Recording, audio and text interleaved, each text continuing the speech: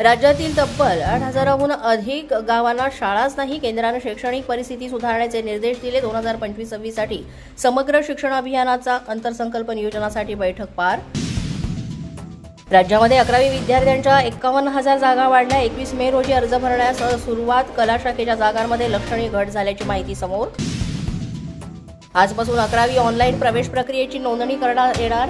6 जून नंतर प्रवेशाची पहिली यादी जाहीर होणार. IIT मुंबईमध्ये आता ड्युएल PhDचा अभ्यासक्रम सुरू केला जाणार. दोन्ही देशांमध्ये यापूर्वी सामंजस्य करार झाल्याची माहिती.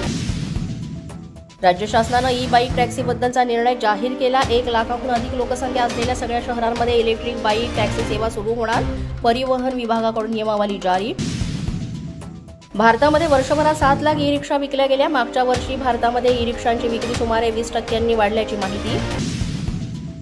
ट्रॅफिकमुळे पुणेकरांचा रविवार रस्त्यावर. सिंहगड किल्ला ते खडकवासला धरण या रस्त्यावर तुफान वाहतूक कोंडी. संध्याकाळी झालेली वाहतूक कोंडी काल मध्यरात्री 2 वाजता सुटली. बहुप्रतीक्षित वडाळा ते कासारवडवली मेट्रो 4 आणि कासारवडवली ते गायमुख मेट्रो 4 अमार्गिकेवर लवकरच गाड्यांच्या फेऱ्या सुरू होणार. MMRDA कडून प्रयत्न सुरू.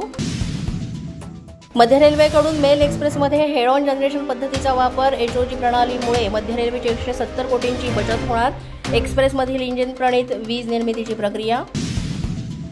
मुंबई महापालिकेच्या नाट्यगृहातील फतव्याला नाट्यकर्मी संघाचा विरोध. महापालिकेनं ठरवून दिलेल्या वेळेत कार्यक्रम संपला नाही तर अर्ध्या तासाला 1,000चा दंड आकारण्याचा नवा नियम सुरू. अशाच नवनवीन आणि ताज्या घडामोडी पाहण्यासाठी पोलीस माझा न्यूजच्या चॅनेलला सबस्क्राईब करा.